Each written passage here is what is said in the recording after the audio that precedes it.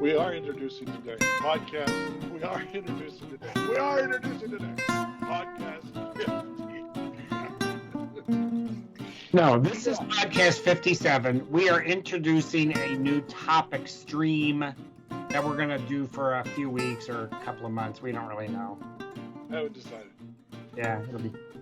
So there's been a significant amount of angst going on out in the Christian world, if you will. And Mike and I have a little bit of experience with the Christian world.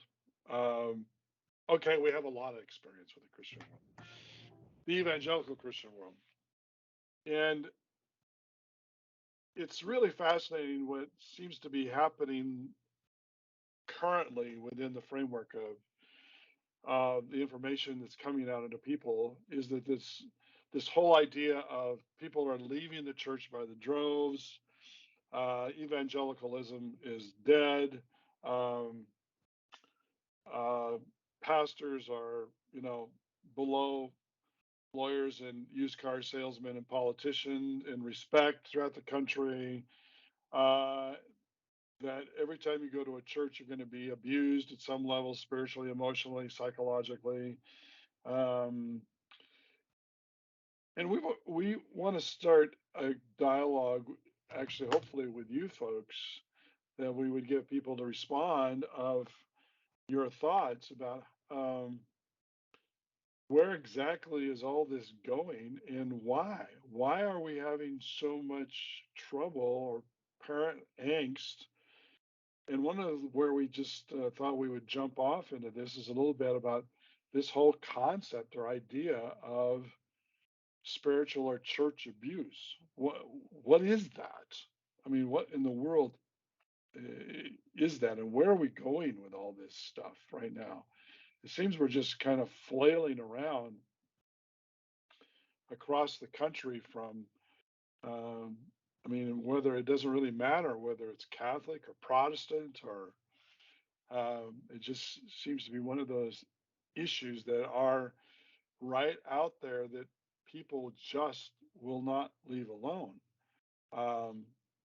So that's kind of where we're at right now. And this sounds a little vague, but what are you thinking, Mike? I mean, what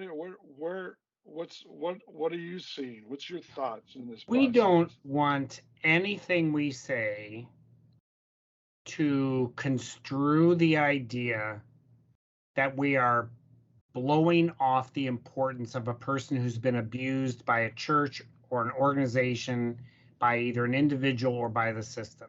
We're not saying that's unimportant. Exactly. We're not saying get over it. We're not saying get a life. We're not saying that. Abuse, victimization, all of those realities are very, very true. But that has now become the general reputation of the church at large, while still millions, if not billions of people are engaged in their local church, active in community of some kind, church members, people are still coming to know Jesus personally, or however they describe that. They're joining churches, they're leaving churches. We understand all that. But one side of the picture is not necessarily the entire picture entirely. I think one of the, in my thinking, one of the big commodities to look at, to analyze, to think about, put words to, is how does power flow in any human organization? On your own, I suppose it's arguable that within a person's own life, power is a question to be understood and analyzed. Mm-hmm. That I'm going to leave to the psychologists and the counselors. What we're really concerned about is how does an organization have and hold and use its power? Now, one of the big issues at the beginning of this is to define what do we mean by power. It's not electric power, it's not gas power, it's not solar power. That's a different kind of thing. But the way I use the word power is the answer or the fuel that energizes all the adverbial issues. Adverbs are who, what, where, Right. Right. when, in what fashion, how often. The questions that have to do with an event transpiring. How did that happen? Right. Where did that happen? When did that happen? How long did it take? What were the results? The all kinds of questions of that. Who, what, when, where, why, how many. Those issues are driven by power. So Right. when someone is admitted to the church, how did that happen? Right. Right. If someone is excluded from the church, how did that happen? Right. And so there's many questions that can be asked about the flow of power. Right. But in almost every counseling case, either individual, couple, family, or small group that has perceived in their own lives that they have been the subjects of abuse, manipulation, destruction, something of that nature, some Right. kind of Right. abusive action, where I begin to explore are the questions of power. What happened? When did it happen? What was the order? How did the sequence transpire? Who was involved? Right. Why were those people, places, times, things? Why did they happen? Let's first analyze, then interpret, and then deal with what we discovered. Right. And we've talked about actually you and I built a entire course on power structure of what that looks like. And in our society, I think where we struggle so much within the church, and Mike and I have been pretty much talking about this extensively this morning, is the aspect of who's driving what, when, and where, um, for what reason. One of the nuances of what we're seeing is the huge lack, and I think Mike and I would agree, and Mike would agree with me, and we because we talked about this the other day, is the the almost alarming lack of critical thinking in regards to the basis of how you make decisions to begin with. And therein lies some of the problem because we have become so uh, absorbed into the whole aspect of the media mindset that it has tainted virtually everything that uh, we we come across, and particularly this is happening in the church. Uh, we'll give you an illustration of what I'm talking about, and we talked about this yesterday as well. And actually, it was in the news last night. I don't know if you saw it, Michael, but that the Boy Scouts of America are coming out of bankruptcy to the tune of a plan of $1.74 billion. All right. So what I say to you, Mike, when I say Boy Scouts, what's the first thing you think of? For me, I know how to tie a square knot accurately and not a granny knot. I mean, the reality is, I was a Cub Scout and then a Boy Scout up to first class, and the Scoutmasters gave me first class out of sympathy because I never earned any badges. I learned a ton of stuff, but in today's world, it is, oh, boys are abused Right, in Boy Scouts. right, That there are X number of thousands of Boy Scout leaders who have sexually abused or tormented or something, and there's millions of people involved in that organization, thousands, tens of thousands, which is an incredibly small percentage, have been abusers and abused people. But right, that's the number one thing people think right, about scouting in terms of today's world. It is a place where boys are abused. That's correct, actually not true, right, but it is destroying that organization, right, um, because of how societal perceptions actually are driving realities. right. And in fact, the article said that the number that they're settling with is with other individuals. The whole thing, everybody, 80,000 out of who knows hundreds of literally millions of young men and women who, I mean, young now women, but boys and scout leaders by the millions over the last. How old is the organization? 110, 115 years, something like that. Yeah, and so it's what 0.000001 of And it is not to say that that is unimportant. We're no, it not is not to say demeaning that. that because it's a small Absolutely not. percentage. What we're saying Absolutely not. is let's use some critical thinking to Exactly. see the biggest picture, then see the big picture, then deal with the immediate picture. And Right. that's something that we don't see happening relative to Boy Scouting, relative to public schools, relative to Catholic um, Church. family Basically, Catholic. destruction, relative to the church, Yeah. relative to the synagogue, Right. relative to uh, any kind of human organization, Rotary, Odd Fellows, on and on and on.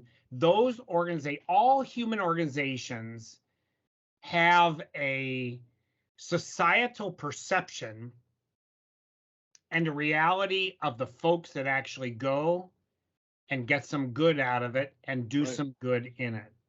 Right. And again, along with Mike, I want us to reiterate that we are not minimizing the kind of activities that have been horrendous in those situations by any means, and nor would I demean any of that from the standpoint. The problem is that when that takes over and becomes people no longer actually thinking critically, that that it becomes a very significant problem.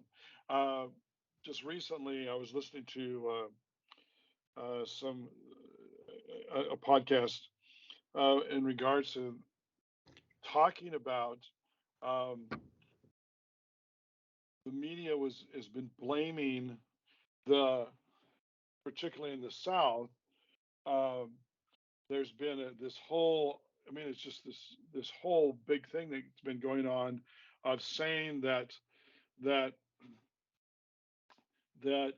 people who go to church in the South, particularly evangelical Christian Southern Baptists and all of the other Baptists and everybody else, Methodists down there, that that that those churches are the ones that the pastors are telling people they need to go out and do what happened at the Capitol on January 6th, and they're it's all this stuff that they're doing and in trying to rile everybody up to do whatever hyper conservative fundamentalism, whatever you want to put a label on. And then what happened was that they actually, somebody actually that had some legitimacy, that was a third party outside of all of this, actually went in and interviewed and did work within the churches to see, okay, what's really going on? Who's influencing this kind of stuff? Where is that coming from? And what they found is that people who actually attended church on a consistent basis, that had, the church of 50, 100, or 125, which is kind of the, I think what's the national average, 80 people in a church or something. But those churches that were meeting consistently and people were coming consistently, they found that those people were the individuals that were doing the complete opposite. They were not involved in it. And there were a few outliers of, quote unquote, big guns or big voices that were yelling and screaming. But overall, what they found was those majority, the vast majority, I mean, it was like 94% or better of those of churches, people who were attending, they were the ones that were actually keeping things stable. They weren't going off into never, never land. And so that whole aspect of thinking through and actually asking those hard questions is like, take the time to figure that out. It's like, well, how do I do that? Well, it isn't simple anymore. You just can't. open something up and expect it to be the truth. You've got to spend some time doing some critical thinking, doing some real investigation. But first and foremost, you have to have a place of stability, of principledness in your own life to be able to even bounce those things off of. Because if you don't have that, you're going to believe all kinds of craziness that's out there. And that's where we struggle, I believe, in this whole thing of what goes on, particularly within the church, is that people that are attending don't know and don't understand and haven't spent the time investigating to find out truth principles to be able to bounce those off of. When you and I talk about those things, and you and I talk about issues in life personally and in the world, we have a core set value that we know we're bouncing that off of. And, you know, are we challenging that? Well, sure we do from time to time. Why? Because it's important for us to be able to reinvestigate that and to come back to that point and say, am I really living that kind of life and that kind of principledness, or does that need to change? And it can change because I understand what the core principle is in my life. Mm-hmm. One of the concepts we're going to explore, particularly regarding the church, is that the New Testament, in my understanding, describes three very different human organizations that all are called the church. We're going to explore this later. We're not going to talk about this today. We need to wrap this up so people don't get their entire day taken away by our blathering on. Right. The first one is instituted by Jesus, and it has nothing, absolutely nothing to do with membership, attendance at services, joining something, being counted, statistics. You don't find that. I'll call that the community of Jesus. We frequently refer to that as the living community of Jesus Christ. It is not based on numbers. Now, everybody knows, how many disciples did Jesus have? Answer? Originally 12. 12. So the idea is Jesus had 12 disciples. In Luke chapter 9, he sends those 12 out to the various villages and towns in Galilee to practice doing ministry. He sends them out 2 by 2. That's a statistic. There were only 12 towns in Galilee at the time, so there were 6 sets of 2 by 2 that went out to cover the 12 towns. However, most people neglect to actually keep reading the book of Luke and find out in chapter 10, he sent out 72 others. Well, when were they in the class? When did they join the church? When were they in ministry training experiences? The reality is that wasn't important to Jesus. He had a community. It was a living community. And by the time of the book of Acts, there's 120. Where did the extra 40 people come from, or 60 people? I mean, they're not keeping track like that. The second church is the church of Paul. And Paul organized into fellowships, community by community, those people who had become believers that was worldwide, Jews and Gentiles, mixing together, sometimes separate, but those were organizations that had some form of structure. And I'll call the third group James Church. Yeah. And we're going to explore this more later, but James has rules, there are expectations, there are leaders and elders who tell others what to do, and we're going to explore how that happens. So there's a community, there's a fellowship, and there's a church, and there's similarities, but they're radically different in the way in which they use power. Right. And how we ended up where we are. So that's what we're going to be talking about in the next few podcasts. But today is just an introduction. Number 57 launches this discussion. What does it mean to be the church, and how come so many people are abused by it? Right. So thanks for listening. So this is West Coast Mike.